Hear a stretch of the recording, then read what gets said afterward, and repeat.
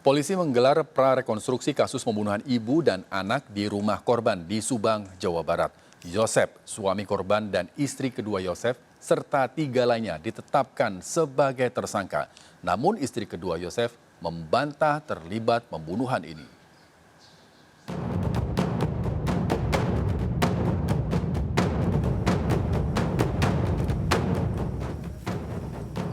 Tersangka Muhammad Ramdhanu alias Danu dihadirkan saat prarekonstruksi pembunuhan Titi Suhartini dan Amalia Mustika Ratu anaknya di rumah korban di Desa Jalan Cagak, Kabupaten Subang, Jawa Barat, Kamis malam. Prarekonstruksi digelar untuk mengetahui detail pembunuhan terjadi serta peran tersangka Danu dan 4 tersangka lainnya. Dari hasil tadi, apa yang didapatkan? Ya, kita ada sedikit gambaran tentang peristiwanya. Bagaimana dia membantu, kemudian juga peran daripada yang lain. Usai prarekonstruksi, polisi mengamankan barang bukti ember yang dipakai untuk menyiram bekas ceceran darah para korban.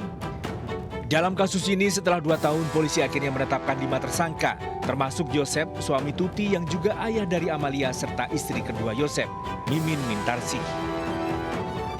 Mimin mengaku terkejut ditetapkan sebagai tersangka oleh Polda Jawa Barat.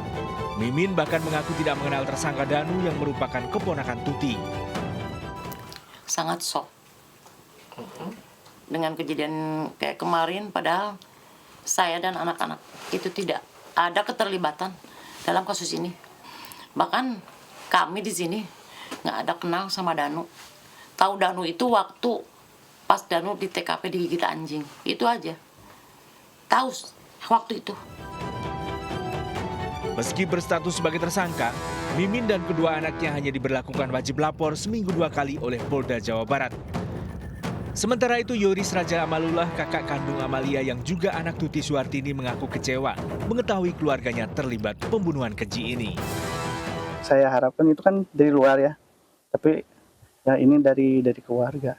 Pembunuhan yang dilakukan terhadap ibu dan anak ini gitu ya, Amalia dan ibunya, adalah pembunuhan berencana gitu. Jadi memang sudah direncanakan dari awal untuk menghabisi kedua korban gitu. Dan pelaku utamanya memang melibatkan beberapa pihak. Jadi bukan satu orang gitu ya. Jadi beberapa orang kemudian dilibatkan untuk yang masing-masing diberikan tugas untuk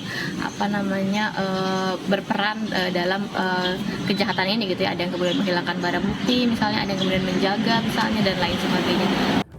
Tuti dan Amalia anaknya ditemukan tewas dalam bagasi mobil di garasi rumahnya di Jalan Cagak, Subang, Jawa Barat 18 Agustus 2021 lalu. Dari Subang, Jawa Barat, Yudi Iriawan Juanda, iNews melaporkan.